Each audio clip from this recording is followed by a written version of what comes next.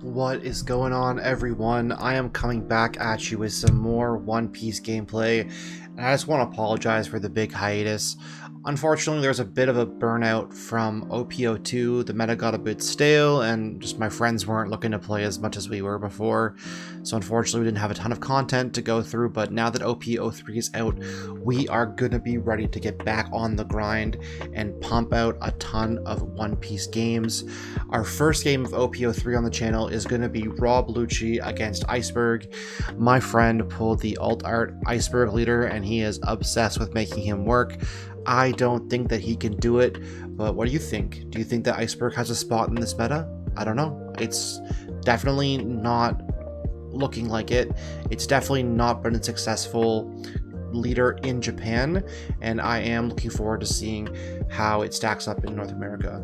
So going off, we're going to start first as Lucci, and we're going to go ahead and we're going to play the Spandam. And I was just forgetting that it's trash in the cards. It's the first time I've played the deck myself as the Lucci. And we're going to go ahead and get that Searcher and grab a card and then pitch two. We're going to go ahead and see the Kurazumi played, and then a Lucci also coming out, which is, it's not terrible. But we're going to answer that with the Fukuro that we just grabbed. And we're going to swing leader first 5 here with our Lucci. The alt art Lucci looking super nice here. And we do see that we have that new zero cost event for black. The 6 King Slicer. It's going to be super fantastic as you definitely have a pretty strong curve going first. And we're going to see Lucci swing at life here, and we're going to use the Iceberg effect to play a Poly, and then Poly is going to use his effect to add Dawn. And yeah, that's the move here. We're going to go ahead and active 2 Dawn, active our characters, we true for turn, and we just grabbed an air door, and so we're gonna go gambling here. And what do we see? We see a Kaku, and you know what? Kaku looks pretty good here. He's gonna pop the blocker. We're gonna get some pretty huge value off that, and we're gonna put 2 cards back to the bottom of our deck because we did just trash cards off of air door. So nice little interaction there. And then we're gonna go ahead and swing 6 here at the Lucci with our Lucci. Little Lucci on Lucci action here, and we are set up nicely to, you know, have a good spot in this game. We have a decent board set up, and we're going to see the 3-cost blocker played, which does let you Dawn minus to draw a card. Hand size is very important for Iceberg. We're going to see Lucci swing and rest the Fukuro. We're going to take that. I'm not feeling too worried about it. And then we're also going to let the Fukuro go here. If they're going to spend swings at Fukuro, that's completely fine with me. I'm not too worried about that. And then we're going to see a Domino played and another 5-drop. So Iceberg has a pretty large board here, and this could be a position where we could be fairly worried. However, it's not something that we're super duper worried about, because once we can get through this kind of onslaught here, we're not going to go down to Iceberg. So we're going to swing 6 at Lucci, see if they want to counter out or if they want to block. And if they're going to counter out, we're going to swing 6 again at Lucci, and they're going to block with Domino. And then we're going to pay 5 for pay 4 for their air door here. And we're not going to see a ton of good stuff, but we're going to see a Fukuro, and that's all that matters. Pitching the rest there, and we still have 2 Dawn up, so we are threatening Meteor Volcano, which can kill their blocker. So they have to be careful swinging here. We can also protect our Kaku fairly well. I think I don't have a Meteor Volcano hand. I think I actually have a Slicer, but with black, if you can threaten the Meteor Volcano, or the Impact Wave, sorry, not Meteor Volcano, Impact Wave, it could stop your opponent from swinging at you. So we're going to pitch out a Garp for the first swing here. Again, just making sure that this Kaku can stay alive because it's all of our pressure on board. We're going to see Lucci swing at the Kaku here, minusing a Dawn to rest it, and I'm going to pitch a Khalifa to protect our Kaku. We're going to see another swing at him, and we're going to use the 3k counter here to keep him alive. We really want to keep this guy on board. And then we're going to see another trigger and another Dawn being added, and 2 cards left in hand, so we're going to see Fukuro, and we're going to protect him here. It's looking fairly rough, but I think that Lucci is one of the decks with a lot of comeback potential. So now that I know that he's got 2 cards in hand, we're going to swing 6 at Lucci here. I want to get as many characters off board as I can. We're going to swing 2 at the blocker here. get that character off board here, which is going to be super important. We're going to swing 8 at the raw Lucci. I don't want him resting my Fukuro every turn. And we're going to play a Bueno, and we're going to slot a Dawn underneath him here. And that's great. We've just reestablished, two body on board. We cleared 2 of his bodies, and we have 2 blockers set up so we can potentially protect this Kaku here. Bueno is a great card because you can just kind of spawn out, lots of different threats. I do only have 2 cards left in my hand right now, unfortunately. And so we're going to see a swing at the Kaku, and we're going to let him go here. Again, any swings that aren't at my life are fantastic, and the span down is going to go down as well. I'm very thankful that we're getting these, and then we're going to see a swing, and I'm thinking about if I want to take it or not. And I'm going to block with Bueno, and I'm going to grab a Khalifa back because I need to cycle my hand a little bit. I have a couple bricks in my hand, I believe. And yeah, like you might think that Khalifa's not super great here, but I need to pitch this Isho. And that card is a Borsalino because I'm just missing one right now, but it will be here in the mail shortly. And we're all friends here, so we are going to see the board get filled right back up again, and he's feeling pretty good about himself.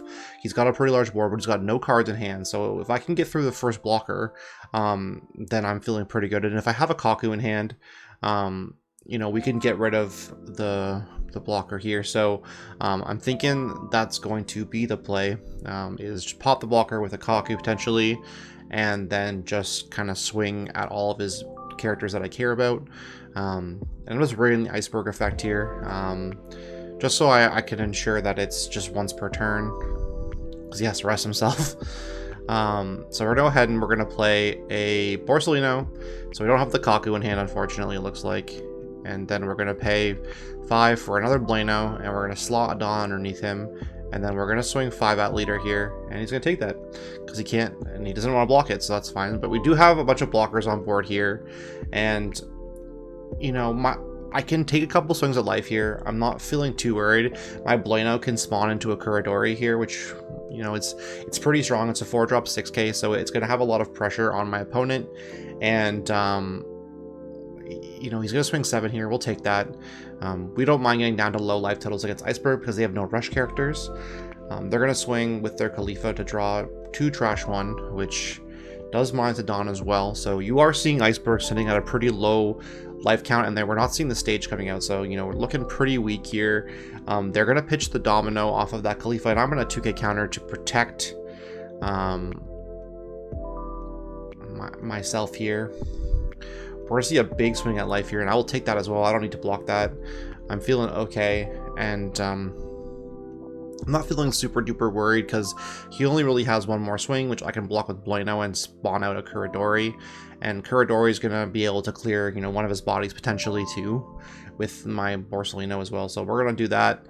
Grab back the Kurodori here, and we're going to feel like we're in a bit more control here. So my opponent doesn't have any Dawn left, and he doesn't have any characters to play, so this is the point where I think we can really come back. So I'm just kind of thinking about what I want to do here on this turn and how I want to organize my Dawn. So I'm gonna go ahead and play a Kaku to pop the blocker, and I'm gonna bottom deck 2 CB9 cards to do so, and then it's just a simple trick of managing my Dawn effectively here. So I'm going to go ahead and swing at the Khalifa with my Khalifa, and him not blocking was kind of a tell. It's kind of showing he's got some duds in his hand. So we're going to swing 8 at 6 here with the Kurodori. And he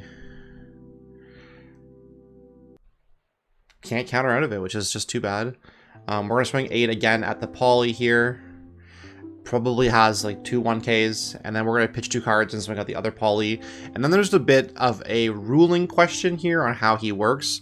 It's not an activatable effect on the raw Lucci, so he has to already be rested in order to activate the effect when a character is destroyed. But I think we were just confused because it's worded a bit weird on the card as like a your turn effect, but it's not an activate main effect. And I think my friends were thinking that it was like an activate main effect, and I don't believe that's the case. Anyways, correct me if I'm wrong. This is my first time playing the deck, but essentially how I saw it is if your leader is rested and a card is destroyed, you can pitch 2 cards to then restand understand him.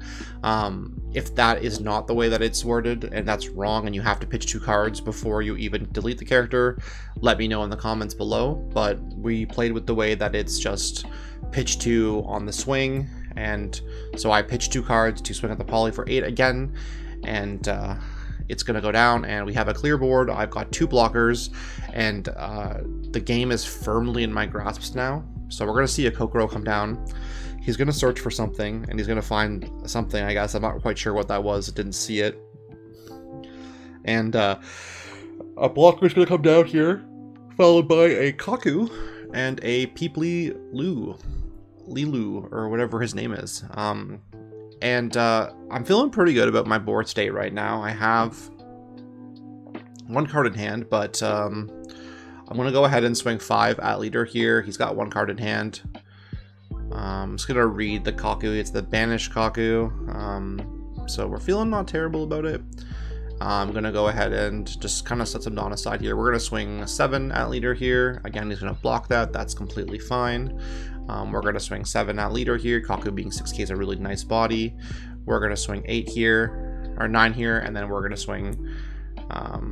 We're gonna pay 3 for a Fukuro by killing the Khalifa. I probably could have swung with Borsellino here, but I didn't need to be greedy. I can just play another unkillable blocker. He has a maximum of 3 swings because his leader can't swing. So I'm feeling pretty safe, and I'm guaranteed to win next turn. There's nothing that he can really play that will save him. So I've just put myself in a position where I'm guaranteed to win. Again, I could have, swung 8 at him, but he had, 4 cards in hand at that point, and I didn't think 8 was enough, so I'd rather just swing, play a Fukuro for my Khalifa and just bait it out 1 more turn and ensure that I've won the game. And there's not really a spot where Iceburg can come back from here. I think my friend ends up conceding here shortly, just because of the fact that he hasn't really gotten any plays to go through. So he's going to pitch his hand, and Rob Lucci is going to take the first OP03 game on the channel. Really fun deck to play. I definitely love the air door shenanigans, and can't wait to showcase some more gameplay for you guys going forward. But until next time, Monty out.